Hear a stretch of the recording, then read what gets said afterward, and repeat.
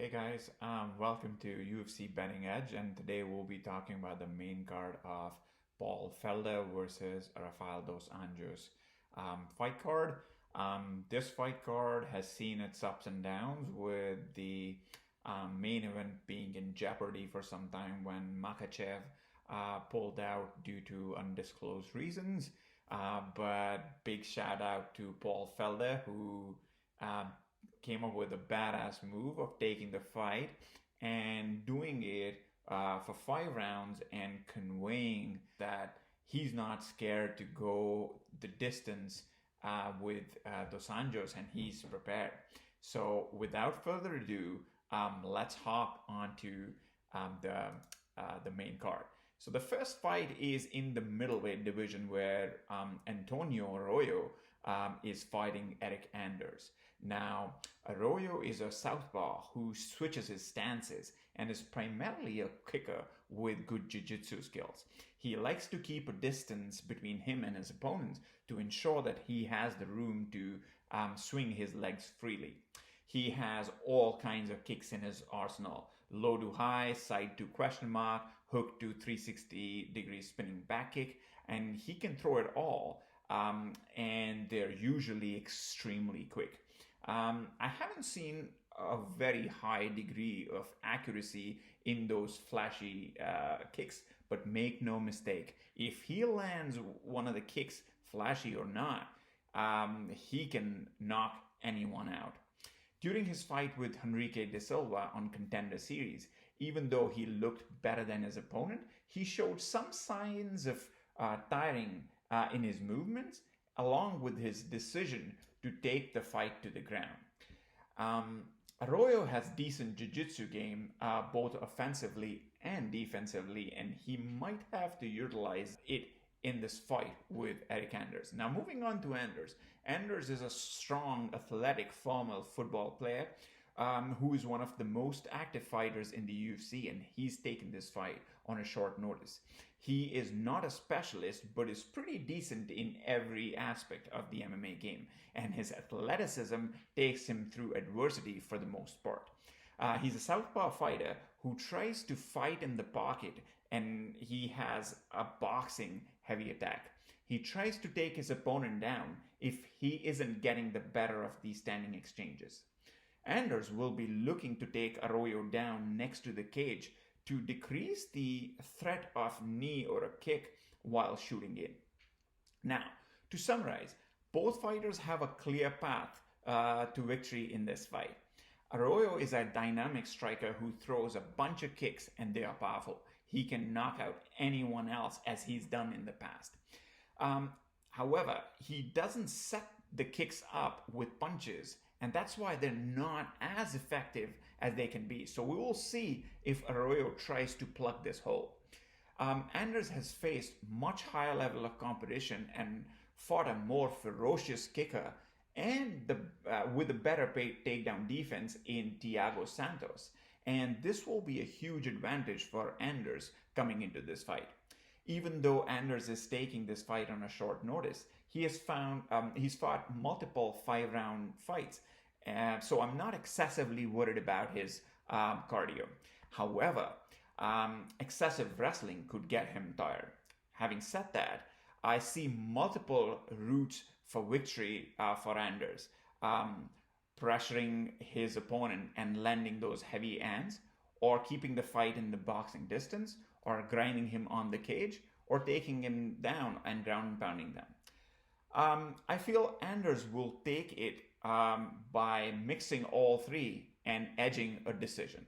Now, just looking at the bets that we have, I feel that there is definitely some value in Anders, because Anders is coming in as a slight favorite at -138, whereas I peg him at -190. There's also some value for Anders winning by decision if you're feeling adventurous. I think there's definitely value to be had here.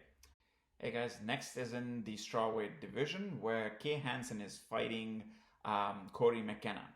Now, Hansen is a Contender Series alum who has been really active and been in a really good form of late. She's coming off a great triangle armbar finish of Jinyu Frey in the third round, and she continues to find finishes late in the fight. She's a good all-round grappler with very good and powerful wrestling takedowns, and has the jiu-jitsu to match it, coming from the 10th planet with Eddie Bravo. She's a developing striker and is getting better, but her bread and butter is still the ground game, and she's very slick at it. She's also getting better in ground and pound, and if she takes her opponents down, that is also one of the methods that she would utilize to get the finish. Now, talking about Cory McKenna, she's coming off of an impressive win on the Contender Series, and prior to that, she's had a bunch of fights in the Cage Rage organization in the UK. McKenna is a powerful wrestler who has powerlifting background and will probably have the pure strength advantage. She likes to bully her opponents on the ground, where she tries to get their back and sink in a choke or ground and pound them. Now, to summarize, this is a very interesting fight between two 21-year-olds who can, probably be champions in the next 3 or 4 years. It's built ahead of Marcos and Morata, which is probably a higher level fight at this point in time. But in the future, these two fighters might be the future of the division. They both are talented wrestlers who want to take the fight to the ground. I'd say the biggest difference between the two are that McKenna has more strength, whereas Hansen is more of a technique and finesse based fighter. Hansen has more experience, and I think she's probably going to take this by decision or submission. Now, if we look at the odds, I think this is a much closer fight than the betting odds suggest. And the only value that I could find, if at all, will be Hansen via finish. She has a tendency of finishing the fights late or getting close to a finish. So I personally wouldn't bet on this fight. But if at all, I'd probably go for Hansen by finish. So next fight on the card is Julian Marquez versus Saparbek Safarov. Now, Marquez is coming off of a split decision loss to Alessio Di Chirico, which I think he won barely though. He has decent takedown defense and good scrambling ability, which he showed against Darren Stewart. He switches stances and throws effective strikes. He has powerful punches, puts pressure on his opponent, and that kind of saps his opponent's energies. He has conceded his back to his opponent in the Contender Series matchup, and at least a couple more times in his fight against Di Chirico. But he does have the scrambling ability to get out of it. He's got a good chin and can take a punch and keep coming forward. He has a good guillotine and a nice 10-finger choke, just as Ben Rothwell used to choke Josh Barnett. This may come in handy for Julian Marquez if Safarov tries to take Marquez down. Now, talking about Safarov, he's a master of Sambo, coming off of a few losses in the UFC at light heavyweight division, and then lost his middleweight debut against submission ace Rodolfo Vieira. He's not the most athletic guy. He's not the fastest guy in the light heavyweight division, so he's definitely going to be much slower than Marquez at middleweight. He's got good takedowns, and that probably will be the key for him to get the victory. He has nice jabs, and he throws loopy right hands behind them. He dropped Jean Vellante in his light heavyweight fight, even though he ended up losing it. He's got a solid chin, but he has been dropped before, and I think that if Marquez throws a few effective strikes on the chin, he might be able to get a knockout. Safarov throws recklessly after getting hurt, and that could be problematic if he chooses to do that with Marquez, because that's where Marquez shines. Marquez wants a slugfest where he can keep pushing, and he can keep doing that, and his opponents usually tire first before he does. Safarov's cardio is not the best, and considering Julian's fighting style is very exhausting, that might not go as Safaros plans it. Now, to summarize this, Marquez is definitely the more athletic and a better technician on the feet. He has good scrambling ability, but he concedes takedowns. This is probably the only area where Safarov is going to be more effective if he can keep the fight on the ground consistently. Both fighters have looked tired in their fights, especially with the pace that Marquez pushes in the fight. However, I feel Marquez is going to take this by outlasting Safarov. Now, if we look at the odds, I think Marquez or the betting gurus are giving Marquez more credit than he should be getting, even though ever so slightly. So I have pegged him around minus 250, where the odd makers put him around minus 300.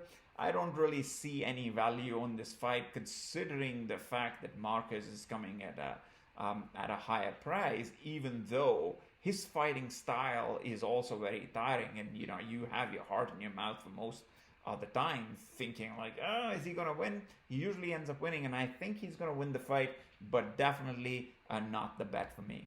Now, the next fight, the co-main event, is probably going to be the most action-packed fight, and I'm really excited about it. I'm not sure how long it's going to last, but for the time it lasts, it's probably going to be extremely interesting. It's in the welterweight division, where Alhassan is fighting Chaos Williams. Now, Alhassan is a supremely powerful athlete and has damaging power. His primary background is in judo, but he looks to finish fights early, and has done so in the majority of his fights. He came after a 2-year layoff and got defeated by a debutant in Munir Laziz, so he might be itching to prove himself. Munir Laziz used his technical striking and kickboxing background, and also used takedowns to floor Alhassan. Now, Alhassan has powerful overhand rights, and he switches them up with uppercuts, and he used that precise technique to knock out Sabah Humasi in the second time they met.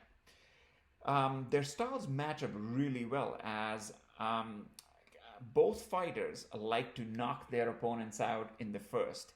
So we'll see how that goes. Now, coming to Chaos Williams, he is an orthodox fighter who's physically strong. He's coming off of an upset win against Alex Morono.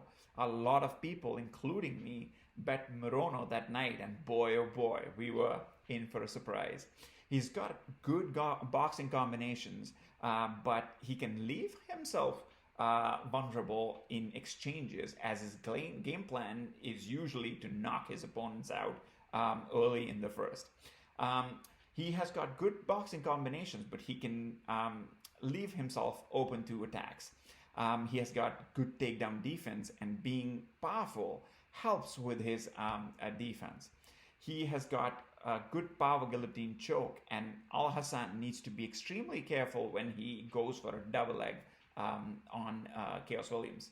He has decent top control, and if he gets overwhelmed by Alhassan's power, he might look to take this fight to the ground. Chaos Williams has powerful leg kicks, and he'd like to utilize them against Alhassan, just as Munir Laziz did. Now, in summary, this is going to be an interesting fight where two extremely fast starters collide. I feel Alhassan's he fights a little more controlled than Chaos Williams, and tends to defend himself a tad bit better. Strike for strike, I'd give the advantage to Alhassan. However, if Chaos mixes good wrestling in his game, he can ride out a decision, as he has a decent top control. He also has a really good cardio for someone who fights at that kind of pace, and that can be said for Chaos Williams as well. Alhassan has probably worked on his wrestling in this camp, so my pick would be Alhassan by knockout, though I I would probably look at the prop odds, and when I look at the prop odds, I do not see anything that catches my attention. I see this fight much closer than the betting odds point out, and I feel that that this fight will be a well, not really a coin flip. I still favor Alhassan to win. It's just that I will not bet him at minus 225. Now the main event. Now, Paul Felder is coming off his retirement, taking a 5-round main event on 6 days' notice. And that's a badass move in itself. He's taking on the former lightweight champion in RDA, who's had a full camp. And this might be the biggest X factor on this fight. Now, Felder is light on his feet. He has a fair bit of movement, throws really good 1-2. And against powerful guys with wrestling threat, he tends to get trapped against the cage. He has decent takedown defense against the cage. Felder has good scrambling and is pretty good in cage walking and getting back to his feet. In the middle of the cage, he might have some problems if Dos Anjos takes him down there. He defended a really bad anaconda and a Dars combination from Oliveira, and that tells me that Paul Felder's ground game is much better than people give them credit for, even though you have to admit that Oliveira wasn't as physically strong then when he fought Paul Felder. During the fight, you can make a case to question Felder's fight IQ sometimes, because in the Oliveira fight, he went to the ground, even though he ended up winning the fight by a knockout through elbows. He still did not do the right things for him, and he didn't jump back to his feet as soon as he had Oliveira. He was out of Oliveira's guard and so on. So this is something to watch on. Now, Dos Anjos is coming back to lightweight after going 4-4 in the welterweight, facing absolutely the best competition in the world. Question is, how is Dos Anjos' cardio and chin going to hold up with all the weight cutting? Now, RDA is a pressure fighter who swarms his opponent unless they're big welterweights with great wrestling such as Usman and Covington. He uses his feints really well in the pocket and will try to make it more of a boxing fight rather than a kickboxing fight. RDA has really effective body kicks, and considering the fact that Felder fights in the orthodox stance for most part, it will be a really, really effective option. Dos Anjos showed in the Pettis fight what constant pressure and mixing takedowns with striking can do to a crisp striker and make them look ordinary. Now, to summarize this, it's going to be an exciting fight, and I can't say enough about Felder's balls for taking this fight on 6 days notice to save the card. Question is, how good is his cardio? And considering the fact that he has been training for triathlon for months now, I think his cardio is going to be good. However, is he training for wrestling? That's the big question. You can have a good cardio if you're doing, running and biking and swimming. You can have good cardio for those things, but wrestling uses different muscle groups, and that can tire you much easier. So it's important to see how well prepared Felder will be if Dos Anjos takes the fight to the ground. I'll give the chin advantage to Felder, considering that he's never been stopped by knockouts. The only stoppage was through a doctor stoppage. However, I think Dos Anjos will pressure Felder and close the distance to nullify Felder's kicks. He still has to be very careful about Felder's elbows as he keeps this fight in the boxing range. He will mix his takedowns and chip away on Felder's cardio and test him on arguably the weakest aspect of his fighting, which is wrestling. My pick will be Dos Anjos by submission for this one. If I look at the odds, I think I think Dos Anjos is a bigger favorite than these odds suggest, and for this fight, I will probably bet straight on Dos Anjos at minus 180, and if I'm feeling adventurous, I'll probably go for a finish by Dos Anjos. Well, thanks so much for watching the video, guys. I really appreciate that. If you like it, please share, subscribe, and hit the like button. And I will see you next Thursday. Bye-bye for now.